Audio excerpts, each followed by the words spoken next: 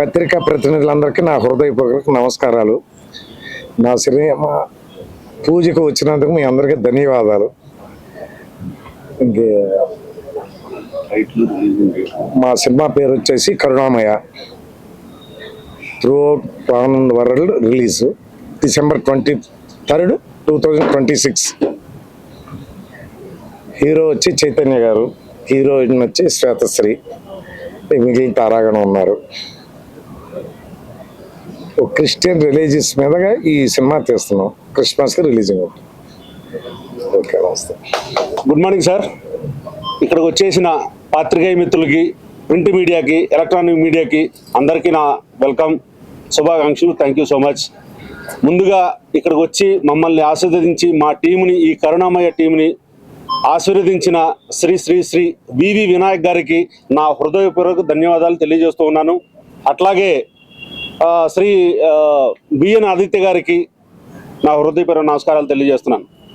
ముఖ్యంగా మా ఈ సినిమా కరుణామయ ఎంతో హృదయంతో కుటుంబ కథా చిత్రంగా దీన్ని మేము ఆన్ స్క్రీన్ మీదకి తీసుకొస్తూ ఉన్నాము.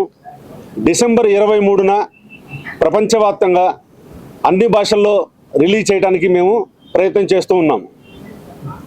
మా ప్రొడ్యూసర్ గారు నన్ను నమ్మి నాకు ఈ కథను అప్పచెప్పి నా చేత ఈ సినిమా చేస్తున్నందుకు వారికి ఎల్లవేళలా నేను కృతజ్ఞతగా ఉంటాను. పాత్రికేయులకు, మీడియా మిత్రులకి అందరికీ నమస్కారం. నా పేరు చైతన్య శక్తి. కరుణామయ ఈ కథను మా డైరెక్టర్ గారు చాలా అద్భుతంగా రాశారు. డెఫినెట్గా ఈ సినిమా మంచి విజయం సాధిస్తుందని ఆకాంక్షిస్తున్నాను. అలాగే నాకు ఈ సినిమాలో అవకాశం ఇచ్చినందుకు మా డైరెక్టర్ గారికి, మా ప్రొడ్యూసర్ గారికి థ్యాంక్స్ చెప్పుకుంటున్నాను. హాయ్ అండి, అందరికీ నమస్కారం. నేను మీ స్వాతి సిరి. నాకు ఈ ఆపర్చునిటీ ఇచ్చినందుకు మా డైరెక్టర్ గారికి, ప్రొడ్యూసర్ గారికి స్పెషల్ థ్యాంక్స్ చెప్తున్నాను. అండ్ రాజేందర్ సార్కి, మహేందర్ సార్కి కూడా చాలా స్పెషల్ థ్యాంక్ యూ. మా మూవీని హిట్ చేస్తారని మనస్ఫూర్తిగా కోరుకుంటున్నాను. Thank you. ఖచ్చితంగా హిట్ చేస్తారు. Any question sir? పర్లేదు. మీ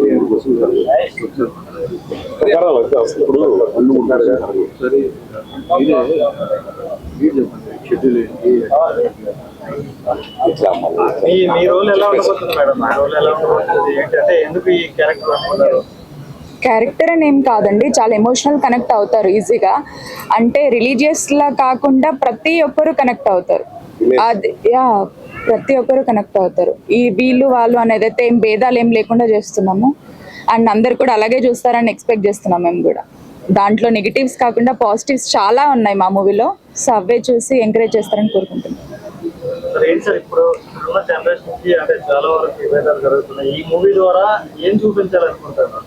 ఇప్పుడు యాక్చువల్గా విభేదాల కోసం అనేది కాకుండా అండి, ఈ మూవీలో ఒక తండ్రి తన ఫ్యామిలీ కోసం ఎంత దూరం వెళ్తాడని చెప్పడమే ఈ సినిమా యొక్క ఉద్దేశం. తన చేసే జీవిత గమనంలో దేవుణ్ణి ఎలా చూశారు అనేది చెప్పడమే ఈ cinema. Thank you so much. అవును, ఇప్పుడు కరుణామయ్య అనేది మీరు ఆన్ స్క్రీన్ 23వ తారీఖు చూస్తారు సార్. నేనేం చెప్పబోతున్నాను, ఏం చెప్తున్నాను, ఆ టైటిల్ ఎందుకు పెట్టాను అక్కడ, దానికి రీజన్ ఏంటి, దానికి వాల్యుయేషన్ ఏంటి, ఇవన్నీ ఆ రోజు మీరు ఆన్ స్క్రీన్ మీద అందరూ చూస్తారు. అవును అవును